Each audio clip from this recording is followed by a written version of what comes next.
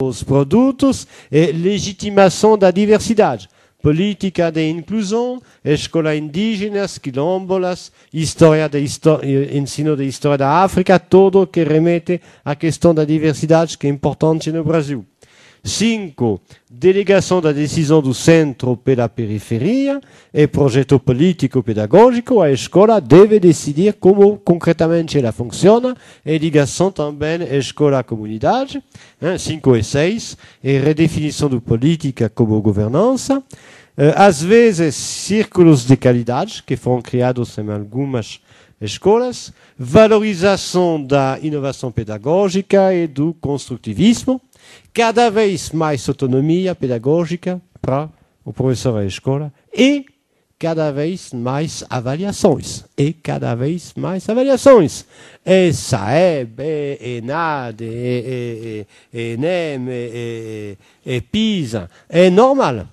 Quanto mais autonomia para o professor, mais ele vai ter uma avaliação a posteriori. Porque a questão da educação é fundamental para o Estado. Ele não pode abandonar, deixar de vigiar a escola. Só que ele não pode dizer antes o que tem que fazer. Ele vai dizer ao professor de resolver os problemas e vai fazer uma avaliação cada vez mais exigente a posteriori. É a lógica nova. Só que, terceiro ponto, essa modernização se produz numa lógica neoliberal.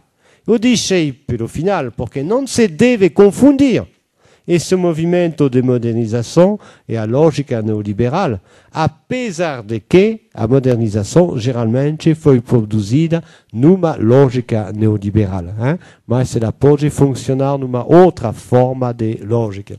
O que é lógica neoliberal? Fundamentalmente, o consenso de Washington.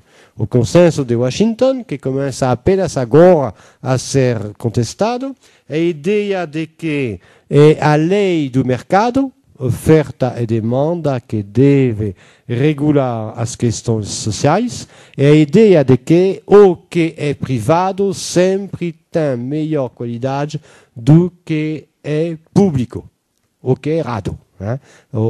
Mas na escola brasileira, o estudo fino mostra que as melhores escolas não são as escolas particulares. As melhores escolas brasileiras são as escolas públicas federais, do tipo técnico, Cefet, o colégio de aplicação, etc. Bom, isso significa que o fato de ser público não significa em si que não é de boa qualidade. O problema é mais complicado. Mas o consenso de Washington é que a política do Banco Mundial é que tudo que é privado é melhor, de melhor qualidade do que é público e, portanto, recuo do Estado, que vai fazer parte também da globalização, desenvolvimento das escolas particulares, década de 80 no Brasil e 90, e educação como mercadoria. Educação como mercadoria do mercado.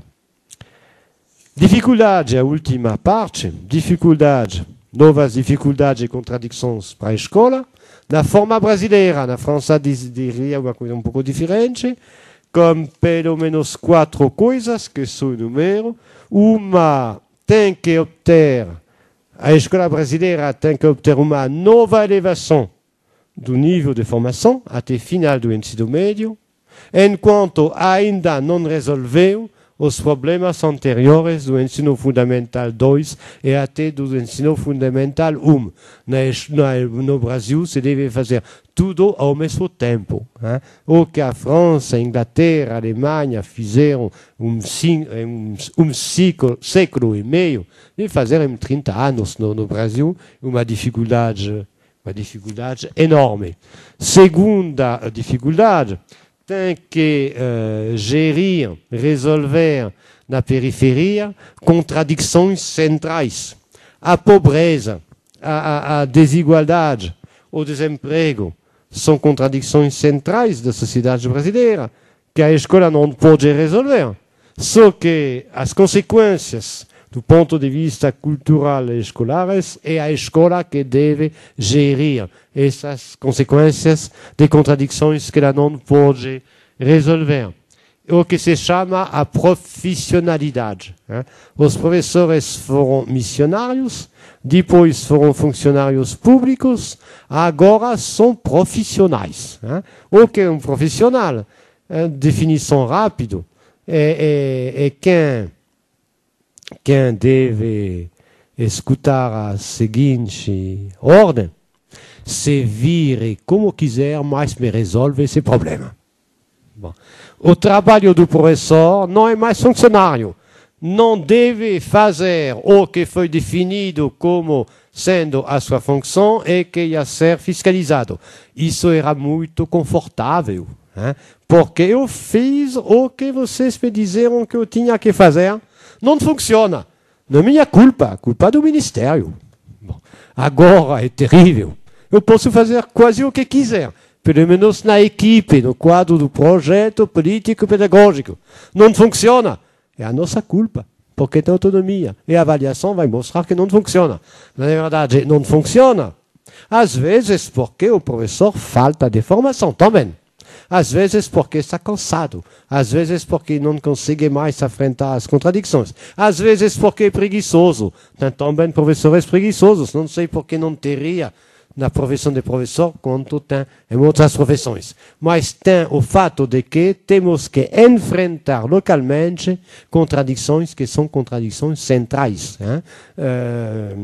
Terceira dificuldade, temos que inovar e introduzir novas tecnologias de informação e comunicação na forma escolar dos séculos XVI e XVII.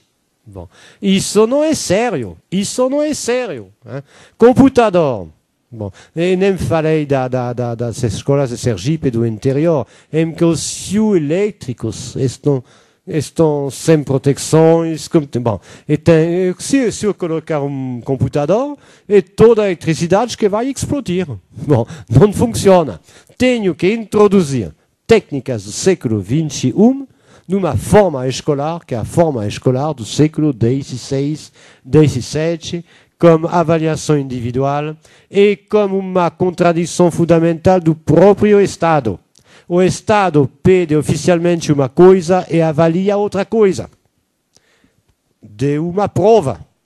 Os parâmetros curriculares nacionais não são perfeitos, mas são entre os melhores textos pedagógicos do mundo. Só que não servem para nada. Ninguém cuida. Ninguém cuida. Bom, por que eu iria fazer o que dizem os textos? Porque depois o SAEB chega. O SAEB chega, vocês conhecem a avaliação pelo SAEB, quarta série, oitava série. Ele chega e vai avaliar o quê? Vai avaliar os eixos transversais muito interessantes contra a discriminação, a favor do meio ambiente, tudo isso. De nada. O SAEB vai avaliar matemática e leitura. Nada mais tradicional. PISA, internacional. Catástrofe para o Brasil. Penúltimo na avaliação da ciência. Mas avalia o quê? Leitura, matemática, ciência. Não avalia defesa do meio ambiente, não avalia luta contra o racismo. Não, tudo que tem que fazer de transversal, ninguém avalia. E depois diz, a escola não é boa, considerada não é boa. É claro que tem problemas de leitura, de matemática, de ciência. É claro que tem. Só que tem que parar com isso.